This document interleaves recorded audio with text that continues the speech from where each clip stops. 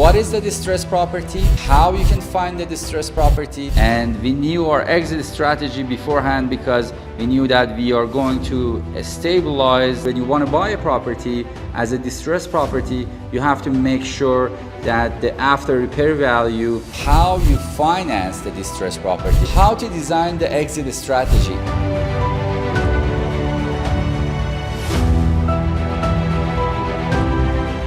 Hi, you have run across a distressed property for cheap and you know it's worth a lot more if you will be able to buy that property and sell it. Or you actually see a distressed property every day that you know you can make a huge profit out of it, but you don't know how to buy that property and how to sell it and what would be the exit strategy for that property. Would you like to be able to evaluate such a property? In this video, we are going to talk about what is the distressed property, how you can find the distressed property, when does it make sense to buy a distressed property, and how to finance the distressed property. And at the end, we are going to talk about designing your exit strategy when you are buying the distressed property. Okay, we are going to actually give you an example of distressed property. Example of distressed property. Let's say we have a property, we have a large apartment building which is almost 100 units. The occupancy is just 70% occupied.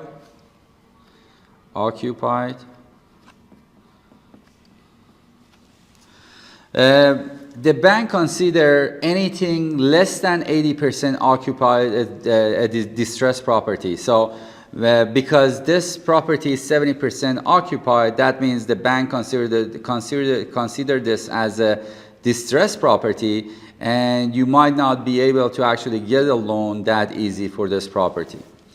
So this property is close to foreclosure.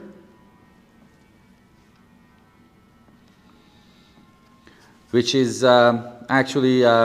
this makes the seller to be motivated to actually sell the property, and we call this the distressed property. And number 4, we found this through the brokerage that we are friends with and we have a relationship. So this is an off-market deal, so you can negotiate with the seller a lot easier than the normal deal. And we are going to finance this deal with hard money lender. We calculate, we analyze the deal, and we find out this is a good deal. It has a very huge upside. So we are going to actually finance it with hard money lender and pay all the interest rate and all the expenses that the lender has. And the seller is going to carry the second mortgage. The seller is going to carry the second mortgage, and we are going to project the profit to be $3 million. Profit to be $3 million. So this is what we call the distressed property, because first of all, this is just 70% occupied. Anything less than 90 to 80% occupied, we call it distressed, because the bank doesn't approve it that well. Because it doesn't approve it, the seller, you can talk to the seller and you can tell him that because the bank can actually give us the loan, you have to give us the second or first mortgage, so the seller would accept this a lot easier compared to other deals, and you can finance it with hard money lender as well, and you can project the profit before actually investing in the deal, and that's what we actually did. We project the profit to be 3 million. So because it has a good rate of return and profit, we know that if we invest and borrow the money from the hard money lender, it's worth it. So this is the first deal that I wanted to actually tell you as an example. This is actually a real deal that one of our students bought and purchased this deal. Okay, the second example would be the 7,000 square feet building, which has a very bad condition. So this is a smaller deal compared to the previous example that we talked about. The seller is out of country and he's going back and forth, and he's an elderly person. So he is disinterested owner, and because the property is in bad situation,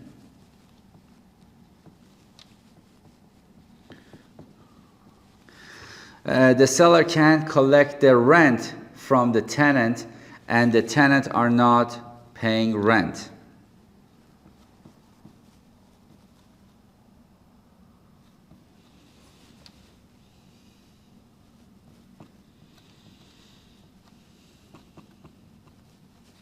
And because the tenants are not paying rent, and because the owner is out of the country, and because the situation of the building is not that good, we call this the distressed property.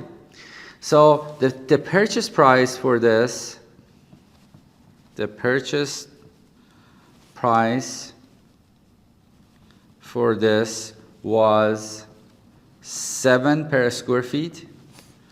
Which, based on and this is actually 100% investor. So in this deal, all of the money is coming from the investor, and we didn't put any money in this deal. And the comparison deal, so the comparable deals has the price of $100 per square feet. So as you can see, the purchase price for this deal was 70, and the actually comparable deal is 100 per square feet, which means this is a very good property, very good price compared to all other deals in that area, which makes this property interesting for us. And our exit strategy for this deal, for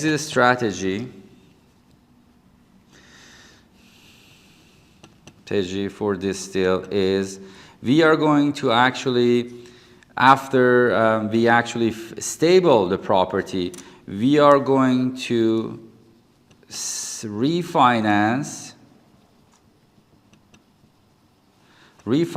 the deal and pay the investor back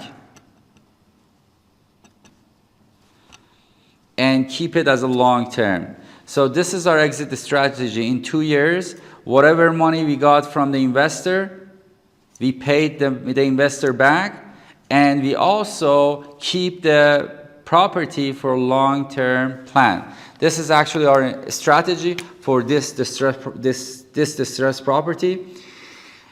So the most important thing in these two deals, you have to know the story of the deal. For example, in the first deal that we actually, our student invest, the student knew the seller through the brokerage, and he knew that the seller is going through the financial problem, and so he needs to actually sell the property very fast.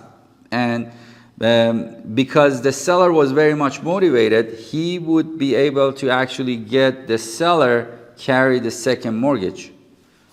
And he got that deal with a very good price because no banks would actually give that money, give that loan to the buyer. So that's why he actually could manage to close the deal with the seller financing, and the projection, the analyze that the student had was 3 million. So it was worth it to go through all the headaches and use the hard money loan, which was very important to actually know the story and analyze the deal and be able to actually project the profit. And for the second deal as well, you knew that because the seller is going through very tough time in terms of tenant are not paying, the situation of the building is very bad, and the owner is not actually living in the same city or country. So all of these makes the seller to actually get motivated to sell the property and sell it with $70 per square feet. And we knew that the price, the comparable price is 100. So this is actually very good advantage for us to have the added value for this property. And we knew our exit strategy beforehand because we knew that we are going to stabilize this property in 2 years and make and refinance it and sell, and pay our investor back and keep it as a long term. Keep long term. And this was our exit strategy. Okay, what is the distressed property? The distressed property is underperforming asset that significantly challenged the owner in one of the three ways. The distressed property can be physically distressed, or can be financially distressed, or can be legally distressed. What is the physically distressed property? If the property is run-down property, or it's a obsolete property, or it has deferred maintenance like roof expenses that the seller can pay for it, or there is exterior expenses that the seller can pay for that expenses, or if it has the interior problem that the seller can actually fix that, we call that property is the distressed property. Or the property can be financially distressed.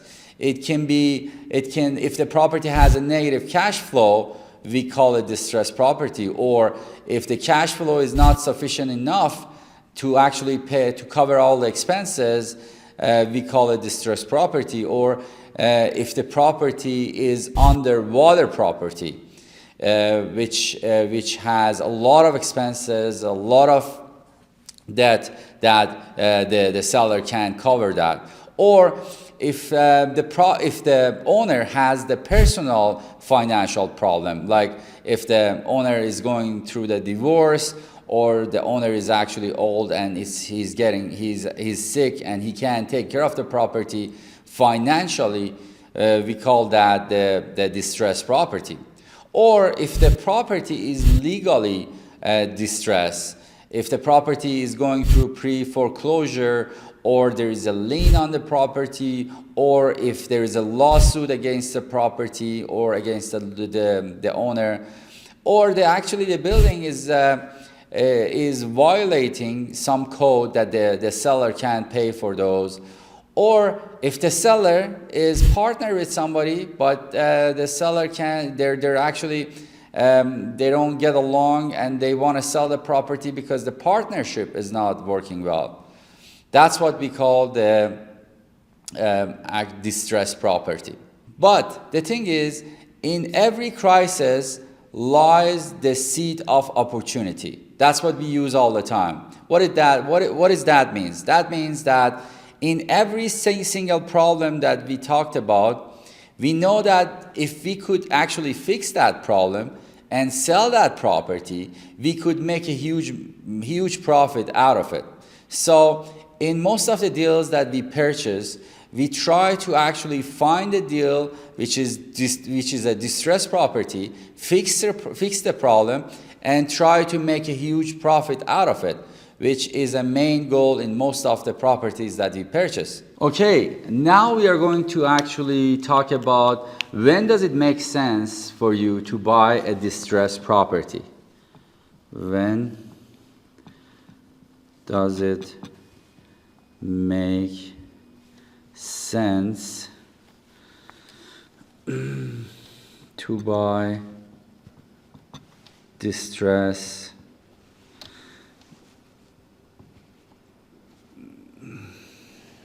property?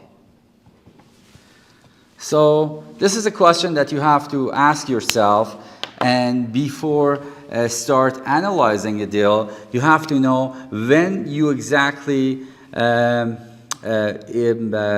to buy a distressed property.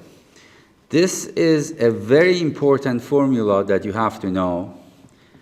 After repair value, which we call it ARV, if this is more than acquisition cost,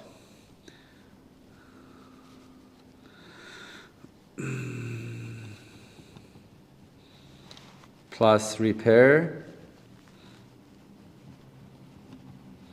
plus holding cost.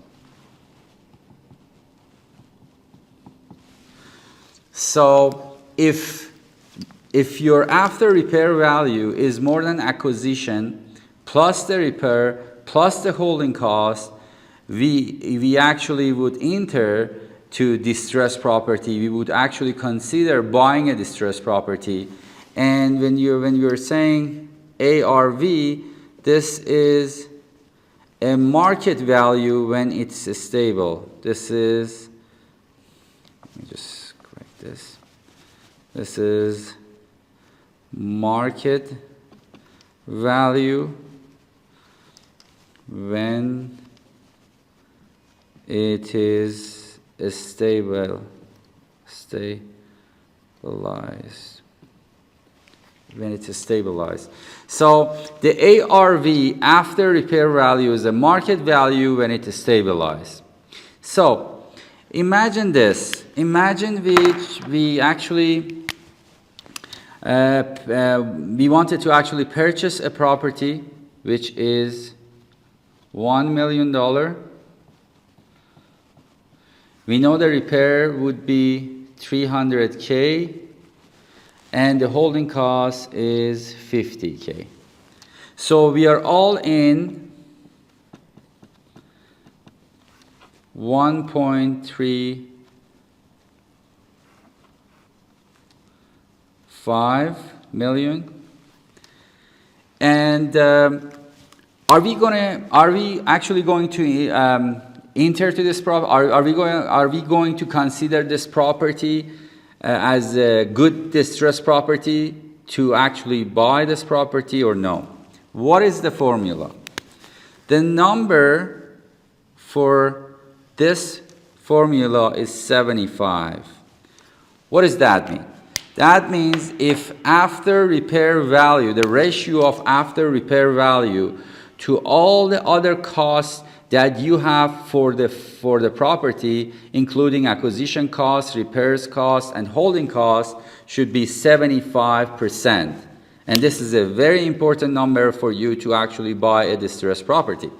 So in order for you to actually find the after repair value, you have to divide this by 75%, which is going to be 1.8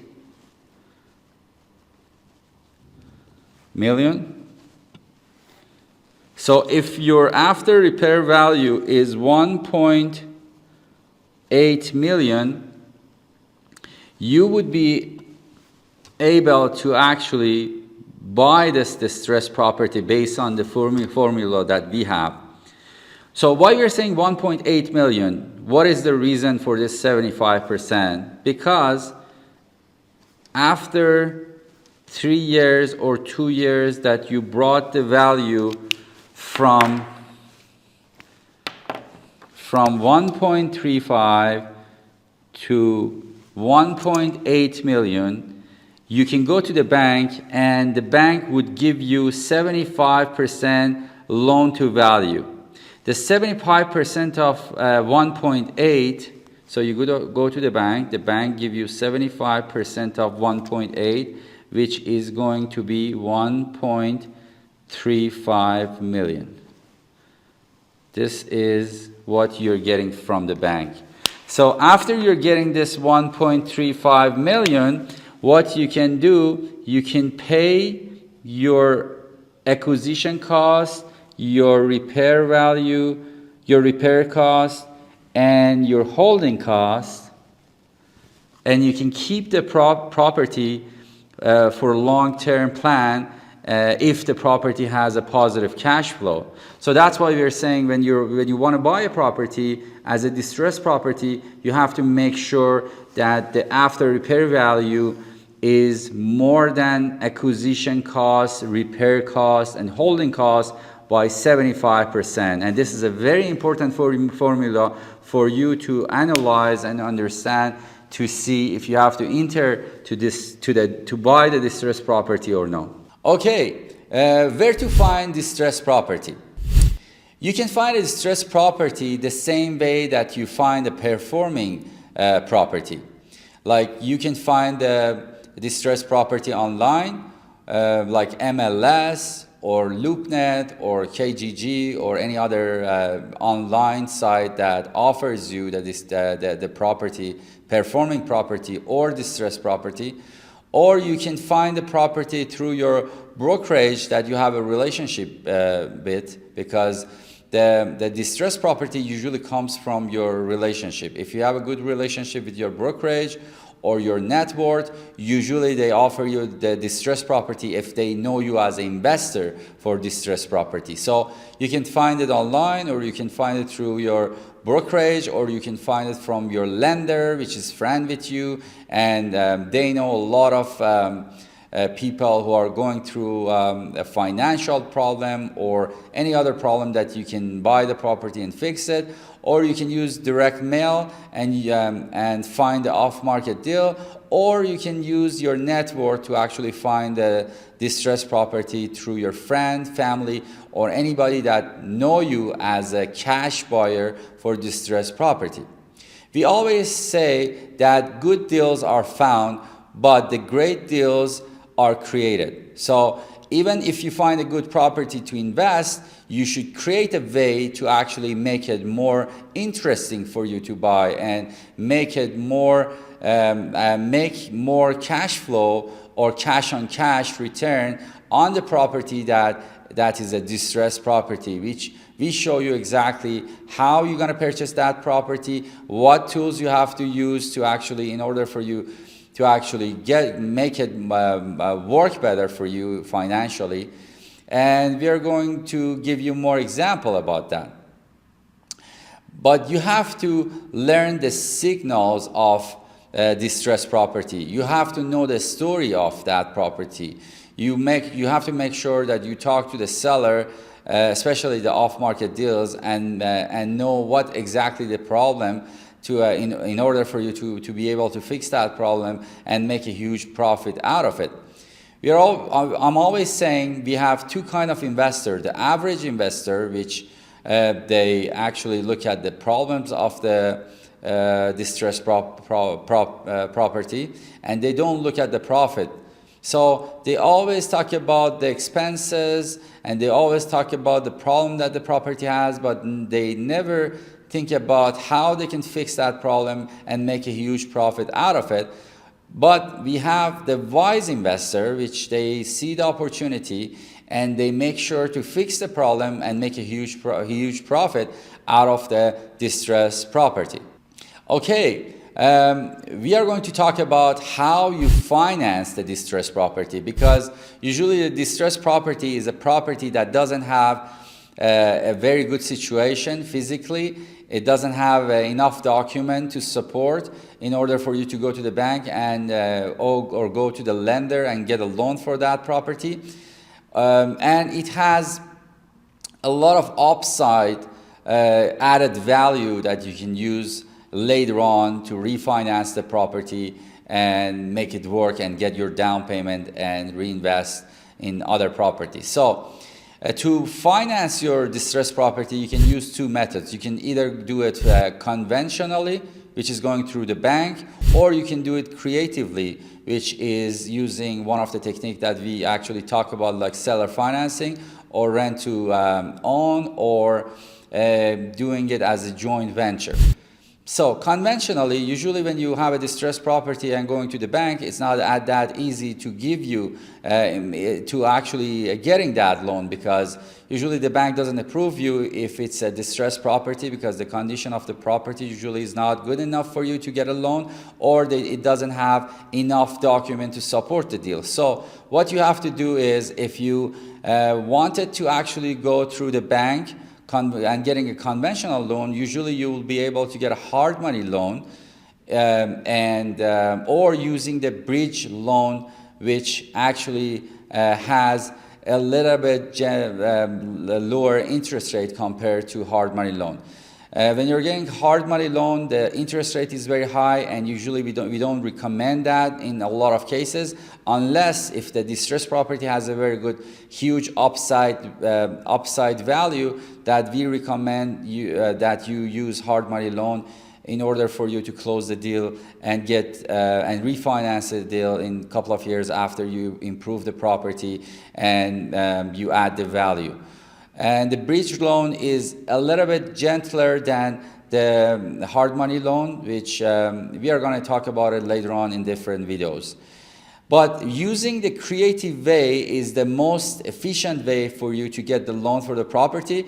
So you can use the seller financing, as we talk in different videos, like you can get the first mortgage or second mortgage from the seller, or you can use the rent to own approach that we are going to talk about it later on, which helps you to actually get the property, close the property, and make it to work for you. Because in most of the cases, when you are going to purchase a distressed property, the seller cooperate with you, because the seller want the property to get closed, and they are more than happy to close the deal, and they would do anything to actually close the deal. So you can make it creatively. You can negotiate with the seller and come up with the plan to close the deal with the creating financing. Okay, how to design the exit strategy. It's very important for you to think about exit strategy well before buying property.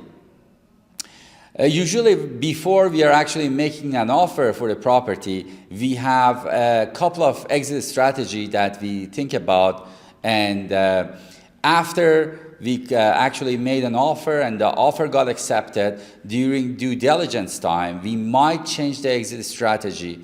And after we close the deal, you must have two different exit strategy in mind, because the most important things to purchasing the distressed property is to having the clear and exact exit strategy for you to make profit.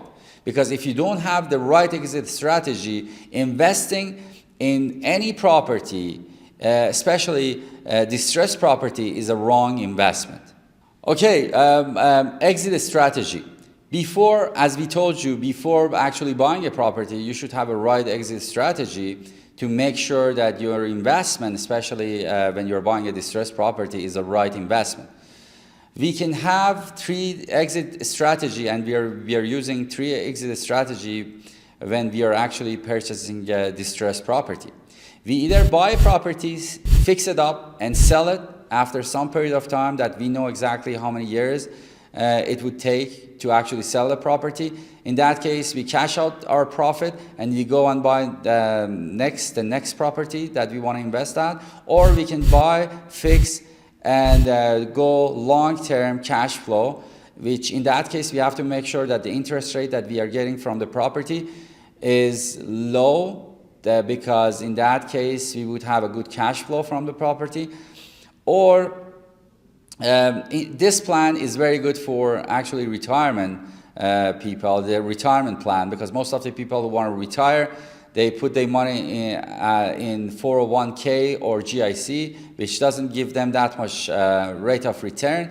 But when you're actually buying a property, fix it, and keep it as a long-term cash flow property. You can make more rate of return from that property.